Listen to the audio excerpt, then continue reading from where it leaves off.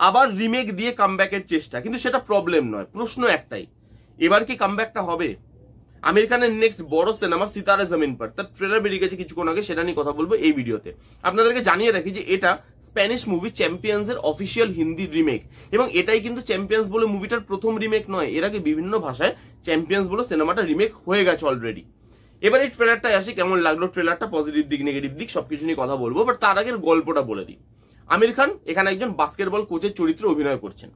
তিনি কোনো একটা কেসে ফেসে যাবেন, এবং তিনি যে টিমটাকে কোচ করছিলেন এতদিন, নর্মাল টিম যেটাকে আমরা বলি, সেই টিমটার কোচিং থেকে তাকে সরিয়ে আনা হবে এবং বলা হবে কিছুদিন আপনি স্পেশালি অ্যাবেল্ড যে চাইল্ড আছে তাদের একটা বাস্কেটবল টিম আছে, সেটাকে আপনি কোচ করবেন। এবার আমির খান ভাই নর্মাল টিমকে কোচ করে এসছে, তার জন্য এটা খুবই চ্যালেঞ্জিং।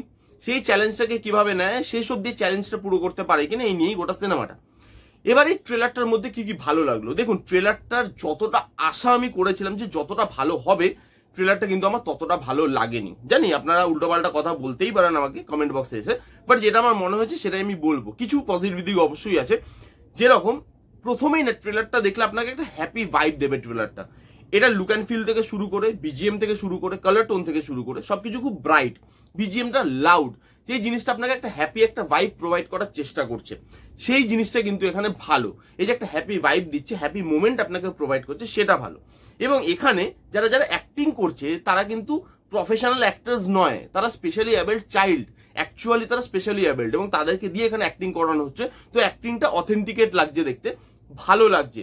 আমির খানের পারফরমেন্স নিয়ে আমি পরে আসছি, বাট বাকি যারা যারা আছে, যারা যারা স্পেশালি অ্যাবেল্ড চাইল্ডের রোলটা প্লে করছে, তারা তারা অ্যাকচুয়ালি সেটাই, এবং সেই জিনিসটা কিন্তু এখানে মানে ভালোভাবে অ্যাক্টিং এ ফুটে আসছে, সেই অথেন্টিকেশনটা অ্যাক্টিং এ আসছে।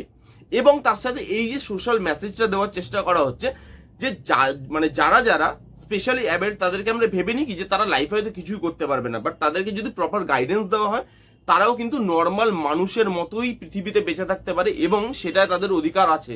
তাদের অধিকার আছে নর্মাল মানুষ মানে আমার আপনার সঙ্গেই পৃথিবীতে একসাথে বসবাস করার, সেই যে জিনিসটা, সেটা কিন্তু বেশ ভালো। এছাড়া এই ট্রেলারটার মধ্যে আর কিছু ভালো আমার লাগেনি। এবারে ট্রেলারের নেগেটিভ দিকগুলোতে আসি।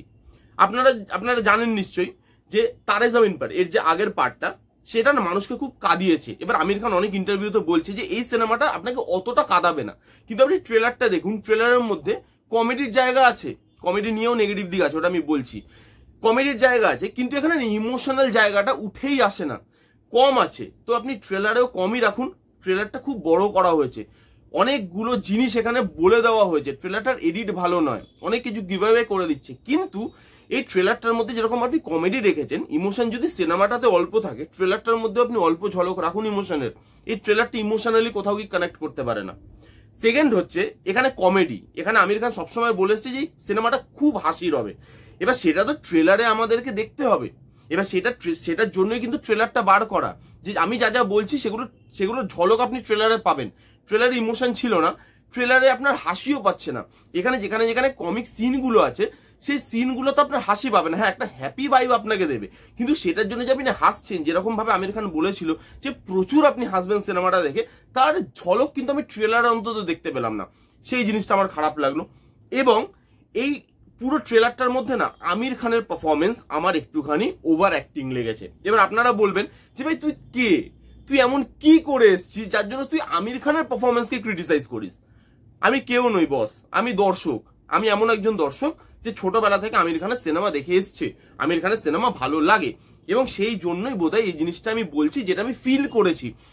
আপনি পুরো পারফরমেন্সটা দেখুন আমির খানের, যেই যেই জায়গায় কমেডি আছে, যেই যেই জায়গায় আপনার ওভার দ্য টপ মুভমেন্ট আছে, সেগুলো আমির খান এত ওভার দ্য টপ পারফর্ম করছে, দেখে মনে হচ্ছে অ্যাক্টিং করছে, যেটা এত বড় সুপারস্টারের থেকে আমরা আশা করি না।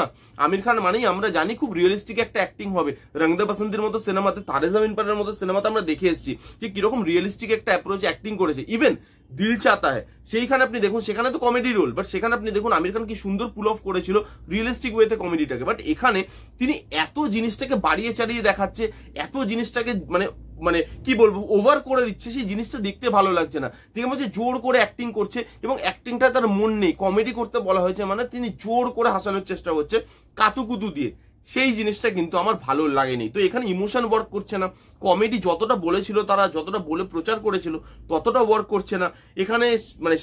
ট্রেলারটা বড় হয়ে গেছে, ট্রেলারটার মধ্যে কিছু লুকিয়ে রাখা যায়নি, এবং আমির খানের পারফরমেন্স আমার কিন্তু ট্রেলারে ডাউন লাগলো। সেই জন্য ট্রেলারটা কিন্তু যতটা আশা নিয়ে আমি দেখতে বসছিলাম ততটা আমাকে মানে সেই আশাটা আমার ফুলফিল করতে পারেনি।